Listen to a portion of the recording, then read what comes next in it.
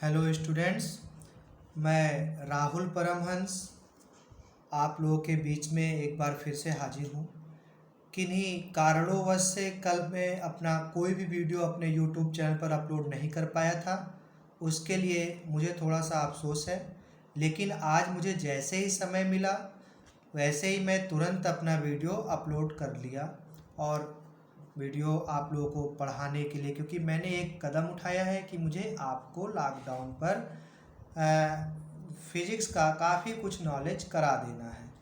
तो मैं अपने इस टॉपिक पर क्लास 12 की फ़िज़िक्स के lesson 1 electric field and electric charge के का जो मेरा जो वीडियो पार्ट है वो पार्ट 9 अपलोड करने जा रहा हूँ।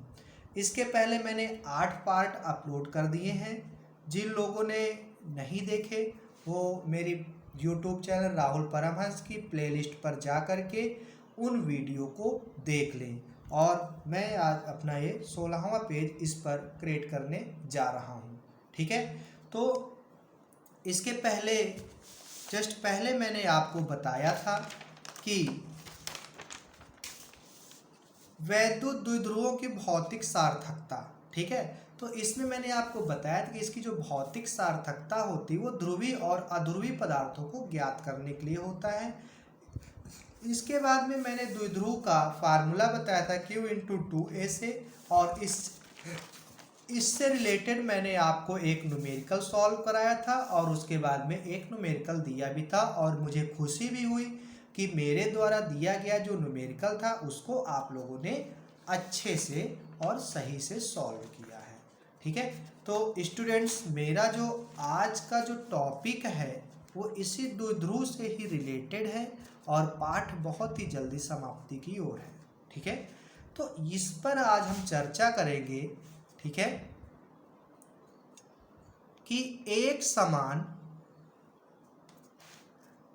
समान विद्युत क्षेत्र E सदिश में रखे द्विध्रुव पर प्रभाव। ठीक है, कि यदि हमारे पास में एक समान सदिश है और उस पर एक यदि हम कोई द्विध्रुव को रखते हैं तो उसका क्या प्रभाव पड़ेगा। ठीक है, तो जैसा कि आपको पता है कि जो द्विध्रुव का जो निर्माण होता है वो कब होता है कि जब हम कोई समान प्रकृति के, ठीक है, समान परिमाण के तथा विपरीत प्रकृति के किन्हीं दो आवेशों को एक दूसरे से अत्यंत निकट दूरी पर रखते हैं तो जो वह होते वो एक द्विध्रुव का निर्माण करते हैं। ये मैंने आपको बताया था।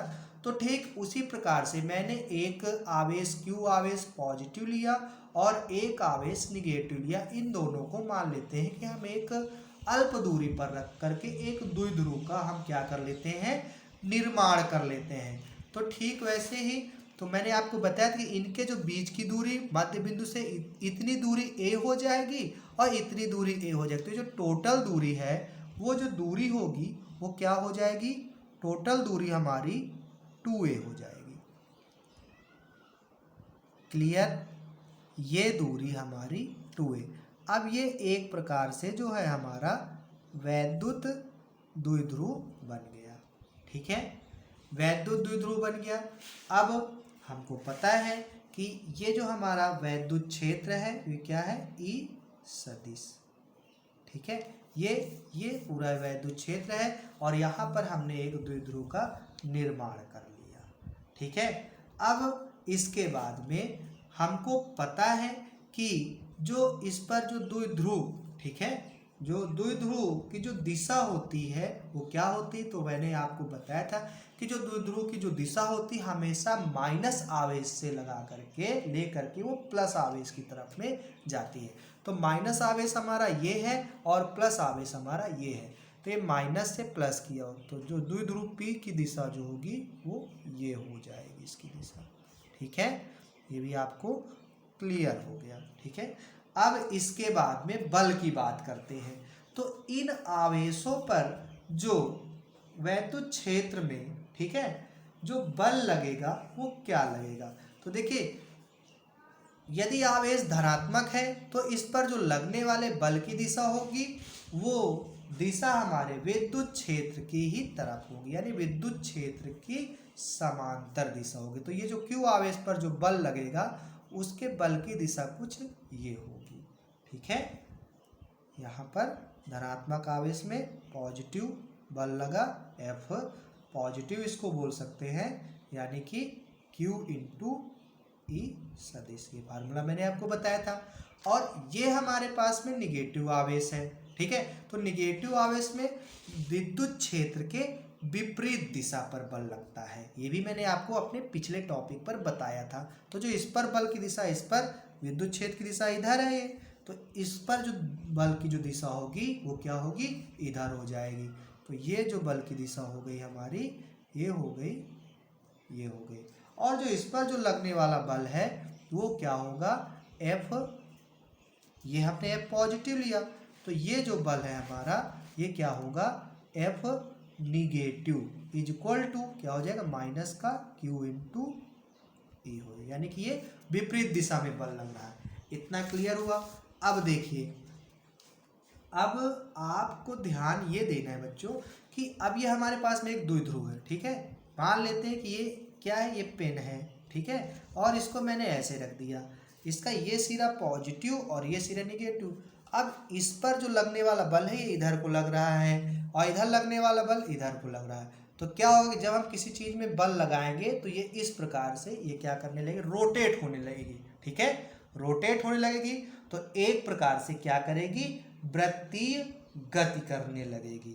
ठीक है, क्या करेगी, ये वृत्तीय गति ऐसे करेगी क्योंकि एक बल इसको इधर खींच रहा है और एक बल इसको इधर खींच रहा है, तो ये वृत्तीय गति करने लगा। तो हमको पता है बच्चों कि जब रेखीय गति होती है तो उसमें क्या होता है, बल लगता है, और जब वृत्तीय गति होती है तो उसमें क्या होता है, बल आघूर्ण होता है।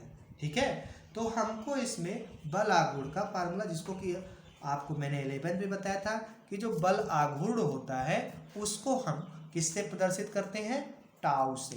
ये जो है हमारा ये टाउ है, इसको हम टाउ से प्रदर्शित करते हैं। ठीक है, तो अब हम इस पर लगने वाला एक समान विद्युत क्षेत्र पर लगने वाला प्रभाव देख लीजिए। जब ये इसको जब हम घुमाएंगे तो ये एक प्रकार जिसमें कोणीय गति होगी, तो यहाँ पर ये जो है ये एक एंगल बनाएगा। ठीक है, तो ये जो एंगल है वो मान लेते हैं थीटा एंगल है।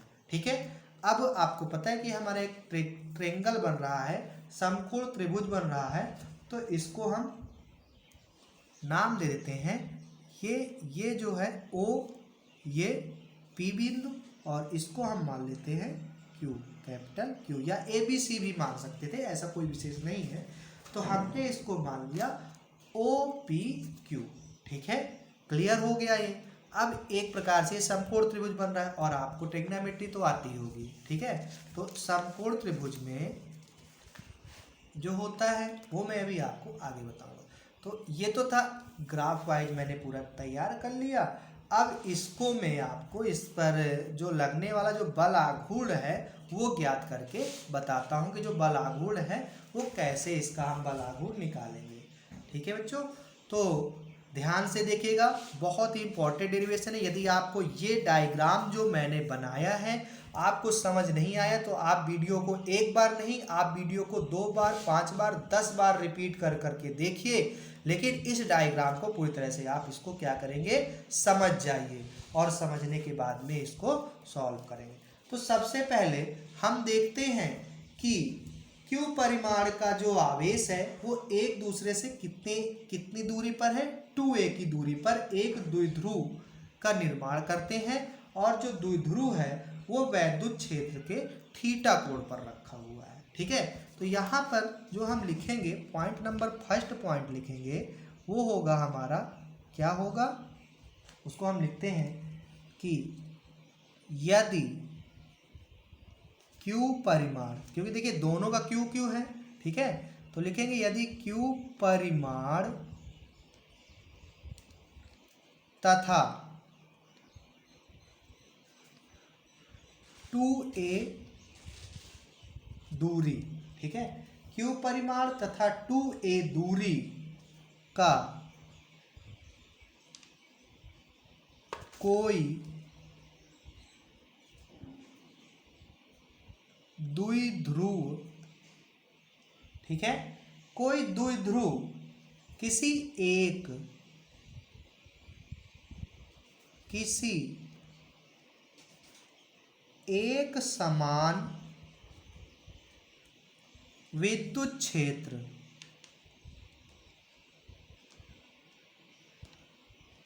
किसी एक समान विद्युत क्षेत्र किसमें ई सदिश में थीटा, जैसा कि आप चित्र में देख रहे हैं, ई सदिश में थीटा कोण पर रखा है, थीटा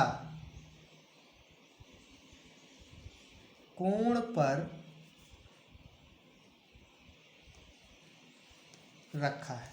ठीक है, इसके बाद में जो दूसरा पॉइंट है वो हमारे बल की दिशा, प्लस क्यू पर जो बल की दिशा होगी वो क्यू इंटू ई पॉजिटिव की, और जो माइनस क्यू पर जो बल की दिशा है वो माइनस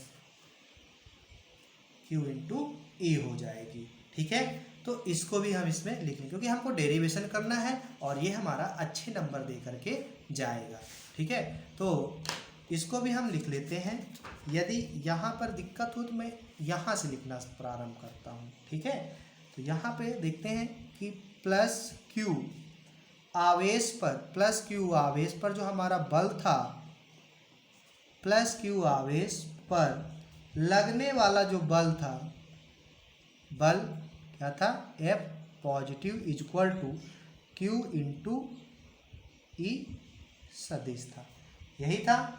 तथा ये ई सदिश था यानी कि किस दिशा में था, वैद्युत क्षेत्र ई की ही दिशा में था, है ना। ई, तो यहाँ हम लिख सकते हैं ई की दिशा में।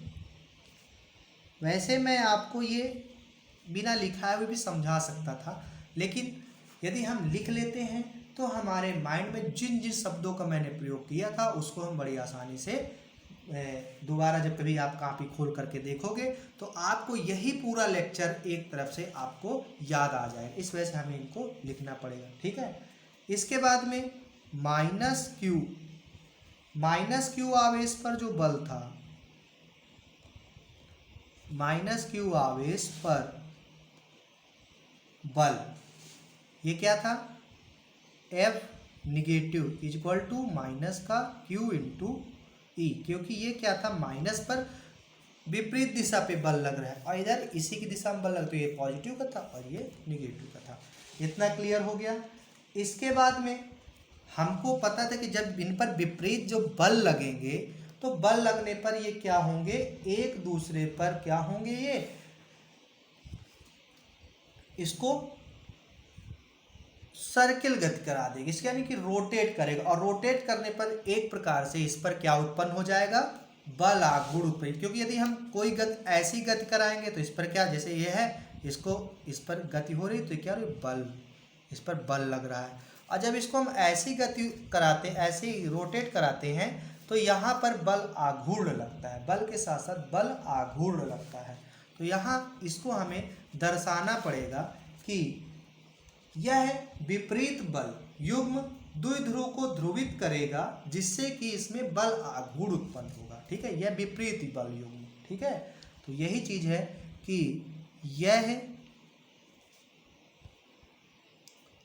विपरीत बल युग्म, यह विपरीत बल युग्म द्विध्रुव को ध्रुवित करेगा, ध्रुवित करेगा जिसमें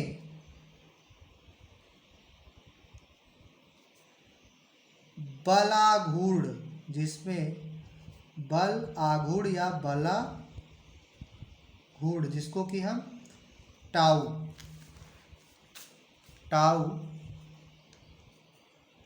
उत्पन्न होगा। ठीक है, अब ये 11th, क्योंकि देखिए इस पर 11th के कॉन्सेप्ट बहुत आपको काम में आएंगे, जो मैंने आपको 11th में पढ़ाए थे वही कॉन्सेप्ट यहाँ पर यूज होने जा रहे हैं। ठीक है, तो इन कॉन्सेप्ट को आपको ध्यान में देना है। ठीक है, तो अब यहाँ पर आपको ध्यान ये देना है कि बल आघूर्ण, जिसको कि हम किससे प्रदर्शित करते, टाउ से प्रदर्शित करते थे, तो हमको सबसे पहले बल आघूर्ण का फार्मूला पता होना चाहिए। तो देखिए बल आघूर्ण बराबर क्या होता है, ये होता है बल गुणे बलों की क्रिया रेखाओं से लंबवत दूरी।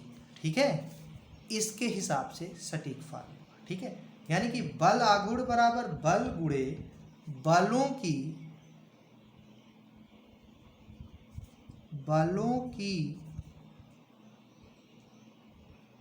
क्रिया रेखाओं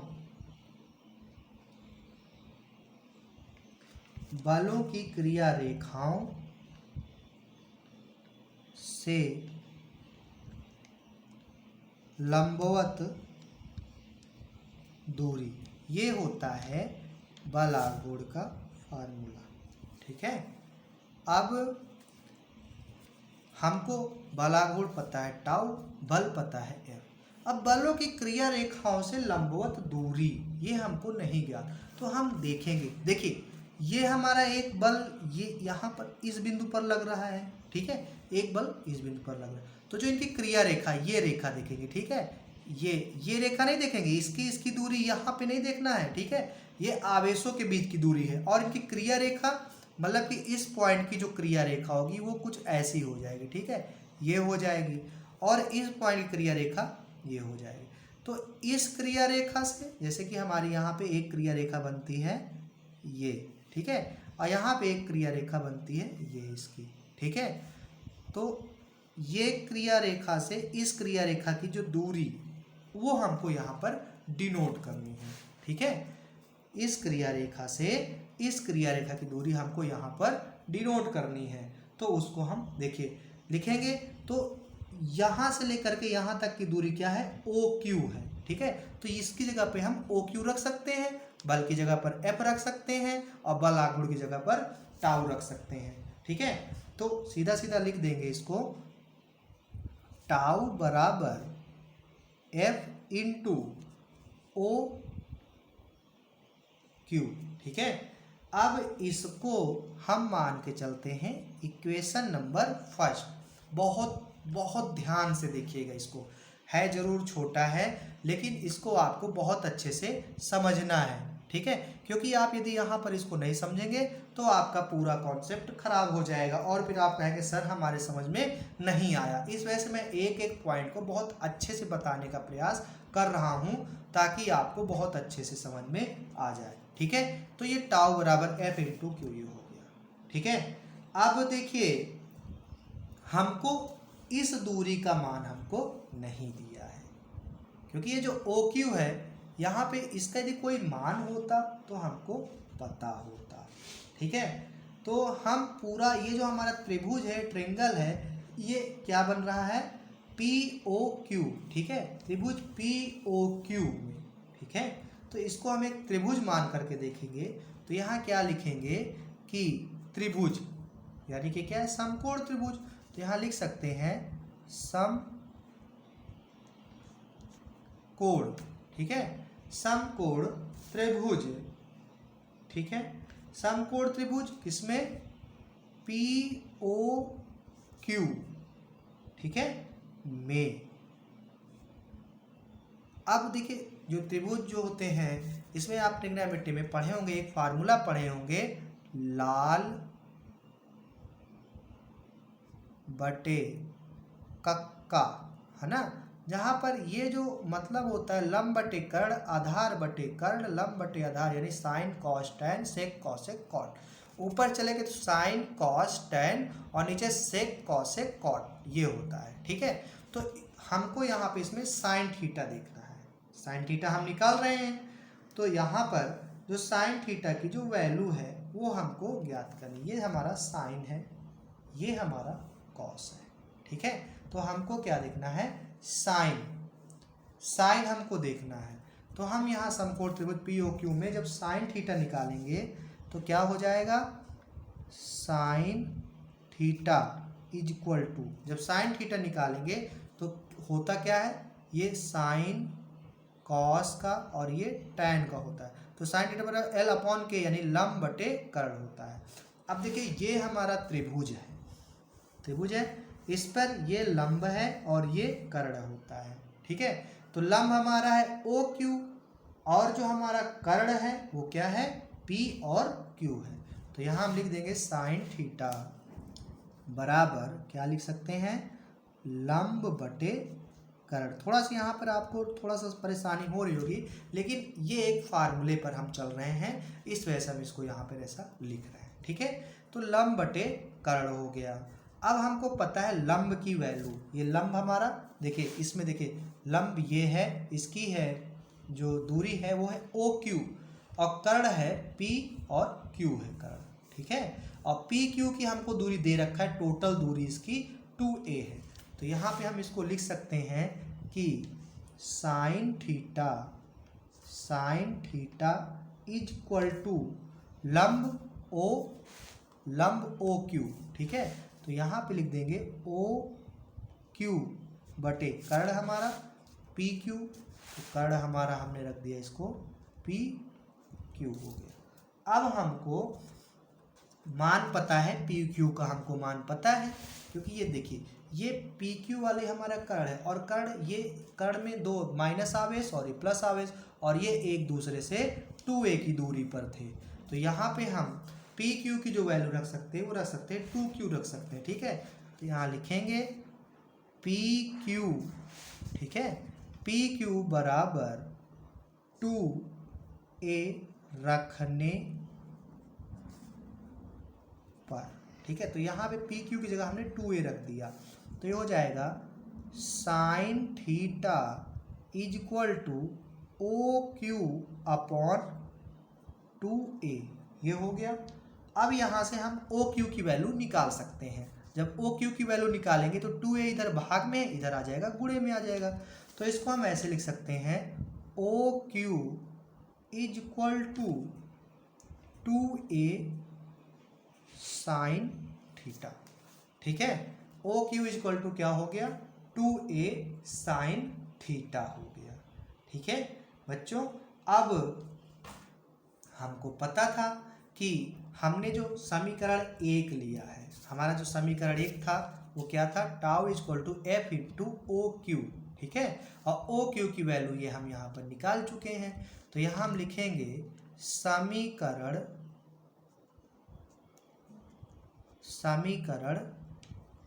1 से। ठीक है, तो जब समीकरण 1 लेंगे तो समीकरण 1 पहले हम लिख लेंगे जो था हमारा tau is equal to F into O Q, ये हमारा टाउ था। ठीक है, अब हमको यहाँ से ओ क्यू की वैल्यू पता है कि O Q is equal to क्या आया था, 2a साइन थीटा। तो यहाँ पे हम ओ क्यू बराबर 2a साइन थीटा लिख देंगे। तो यहाँ लिखेंगे ओ क्यू बराबर 2a साइन थीटा रखने पर। ठीक है, आपको समझ में आ रहा है। तो हम यहाँ पे फार्मूला टाउ बराबर एफ इंटू क्यू, तो इसको हम लिख सकते हैं टाउ बराबर एफ।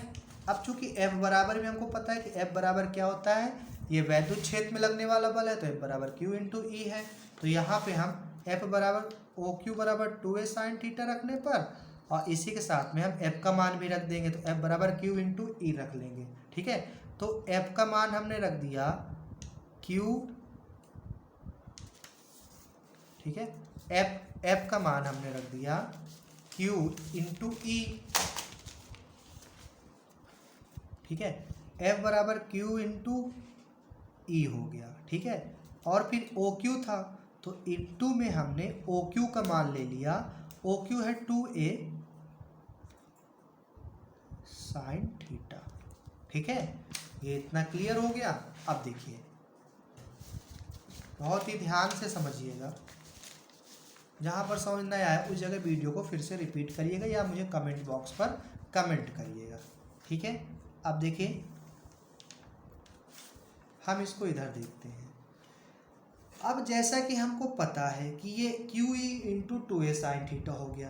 अब हमने एक पिछले अपने वीडियो पे मैंने द्विध्रुव आघूर्ण का फार्मूला बताया था, P सदिश equal to Q into 2A, ये बताया था ना।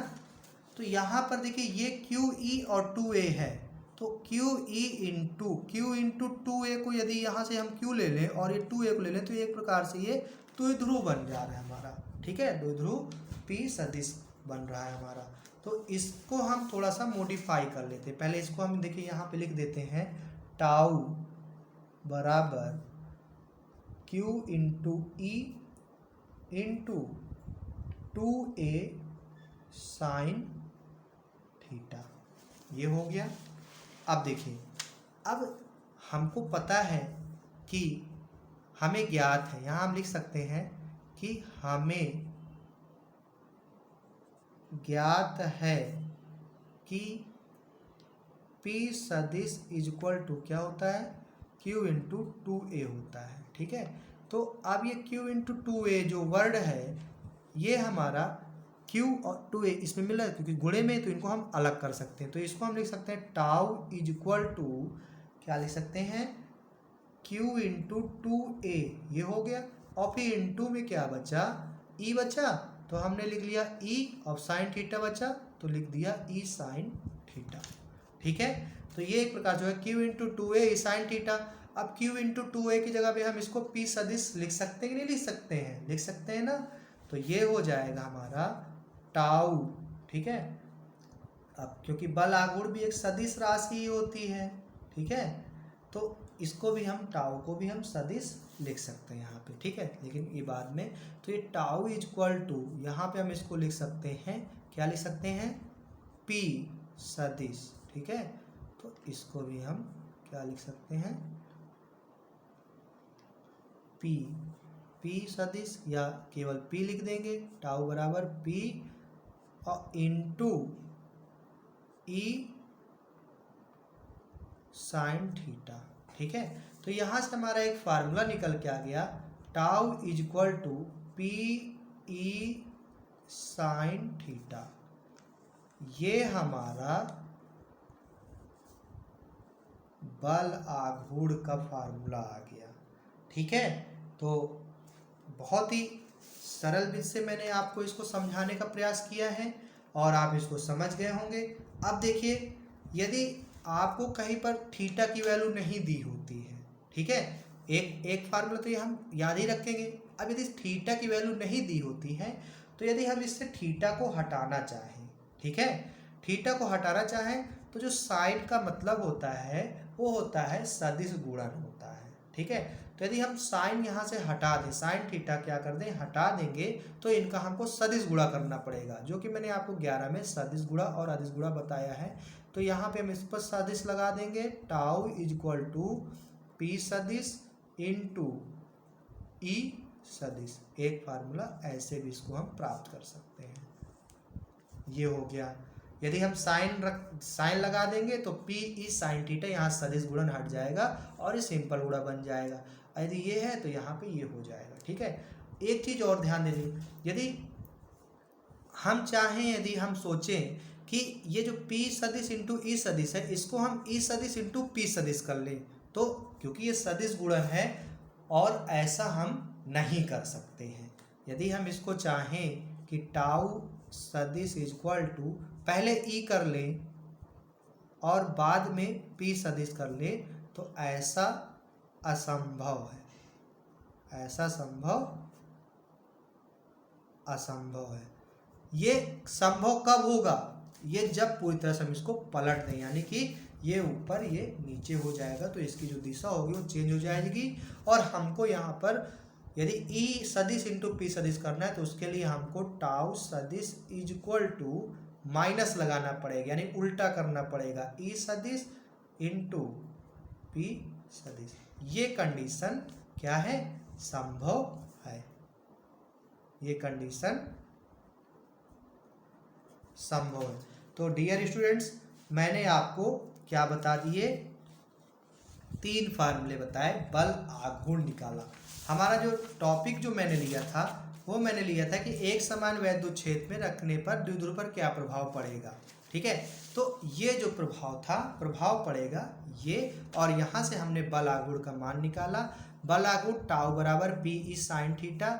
एक तो ये तो मोस्ट फार्मूला यही है। इसके बाद यदि हम इसको थोड़ा सा कन्वर्ट करते हैं तो टाउ सदिश इज इक्वल टू पी सदिश इंटू ई सदिश बनता है, और यदि इसको भी थोड़ा सा कन्वर्ट करते हैं तो tau is equal to minus E सदिश इंटू पी सदिश। इन तीनों से रिलेटेड क्वेश्चन सवाल कोई आपके आ सकते हैं, ठीक है। तो हमारा ये हो गया बच्चों। अब इसके बाद में हमको इनकी कुछ स्थितियां ज्ञात करनी है, जो कि मैं आपको अपने नेक्स्ट वीडियो में इनकी स्थितियां बताऊंगा, और इसके बाद में इससे रिलेटेड एक दो न्यूमेरिकल्स कराऊंगा। तो स्टूडेंट्स, मैं अपने इस टॉपिक को यहीं पर समाप्त करता हूं। बस इसके अब हम कुछ टर्म्स एंड वो देखेंगे कि इसकी क्या स्थितियां होती हैं। स्थितियां ये कि ये समांतर में कितना क्या इसका मान होता है, लंबवत में क्या कैसे क्या मान होता है, तो वो भी मैं आपको पूरा सब बताऊंगा, ठीक है। लेकिन अभी मैं अपना टॉपिक यहीं पर समाप्त कर रहा हूं, और आपको बता दूं कि जो लोग मेरे इस चैनल पर अभी भी बाद में आए हुए हैं, और इंटर के जितने भी छात्र हैं, जिन लोगों ने मेरे इस चैनल को, जो मेरा चैनल है वो किस नाम से है, राहुल परमहंस,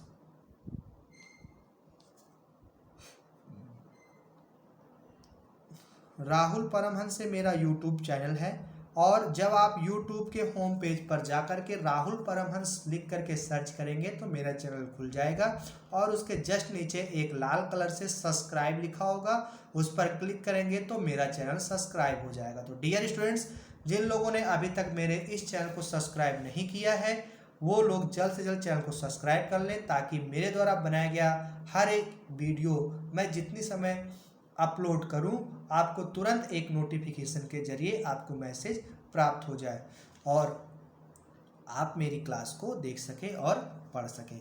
तो स्टूडेंट्स, मैं अपना टॉपिक यहीं पर समाप्त करता हूं, और उम्मीद करता हूं कि मेरे द्वारा आज के द्वारा पढ़ाया गया ये टॉपिक आपको अच्छे से समझ में आया होगा। यदि आपको अभी भी अच्छे से समझ में नहीं आया होगा तो आप इस वीडियो को बार बार रिपीट करके देखिए, और यदि फिर भी नहीं आता तो मैंने जो अपने आप को अपनी पुरानी कक्षाओं में, ठीक है, अपने पुराने वीडियो जो मैंने आपको टॉपिक पढ़ाए, पेज नंबर 1, पेज नंबर 2, 1, 2, 3, 4, इसके बाद में 5, 6, 7, 8 पेज, इसके बाद में 10वां पेज है, और ये सारे पेज नंबर जो भी आपको बताए हैं, ये सारे वीडियो मेरे अपलोड हैं, ठीक है। मैं आपको जब ये पार्ट समाप्त होगा उसके बाद में मैं अपने आप को ये अपने नोट्स भी प्रोवाइड करूंगा, ठीक है। उसके लिए आपको मुझे पर्सनल कांटेक्ट करना पड़ेगा, ताकि मैं अपने जो नोट्स हैं आपको मैं भेज दूंगा, ठीक है। तो जिन लोगों को भी मेरे नोट्स चाहिए इस टॉपिक के, वो मुझे मेरे कांटेक्ट नंबर पर कांटेक्ट कर सकते हैं, लेकिन अभी नहीं, जब ये पार्ट समाप्त होगा तब मैं इसकी एक पूरी पीडीएफ अपलोड करके आपको प्रोवाइड कर दूंगा। लेकिन तब तक आप इसको खुद अपने हाथों से बनाइए। और मैंने आज अपना पेज नंबर 16 कंप्लीट किया है। पेज नंबर 16 को कंप्लीट करने में मुझे अपने 9 वीडियो अपलोड करने पड़े हैं, लेकिन मैं थोड़ा पढ़ा रहा हूँ, और इस उम्मीद से थोड़ा पढ़ा रहा हूँ कि चाहे थोड़ा पढ़ो, लेकिन जो भी पढ़ो ठोस पढ़ो, नहीं तो मेरे लिए यह पाठ ख़त्म करना 5 दिन से ज़्यादा बात नहीं थी। 5 दिन क्या, मैं और 2 दिन में ही इस पाठ को समाप्त कर सकता था। लेकिन मुझे लगता है कि मैं आपको जो भी पढ़ाऊँ हर एक पॉइंट पर, हर एक डेरिवेशन पर बहुत अच्छे से समझा करके चलूँ। तो डियर स्टूडेंट्स, आपको मेरे द्वारा जो भी बातें मैं आपको बता रहा हूँ उनको अच्छे से गौर करिएगा, और चैनल को सब्सक्राइब जरूर करिएगा। अपने फ्रेंड्स को, अपने दोस्तों को शेयर भी करिएगा, और उनसे बोलिए कि चैनल को सब्सक्राइब करें, ठीक है। और जितना ज़्यादा आप सब्सक्राइब करेंगे मेरे वीडियो, उतने ही लोग उसको देखेंगे और अपना ज्ञान बढ़ाएंगे। तो डियर स्टूडेंट्स, मैं अपनी क्लास अब यहीं पर समाप्त करता हूँ।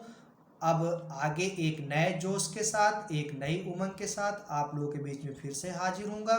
तब तक के लिए मैं राहुल परमहंस आप लोगों से विदा लेता हूं और आप लोगों से एक रिक्वेस्ट करता हूं कि आप लोग अपने घर पर रहें और सेफ रहें, स्टे होम, सेव लाइफ। और मैं अपनी क्लास को यहीं पर समाप्त करते हुए आप सभी लोगों को थैंक यू बोलता हूं एंड थैंक्स फॉर वॉचिंग।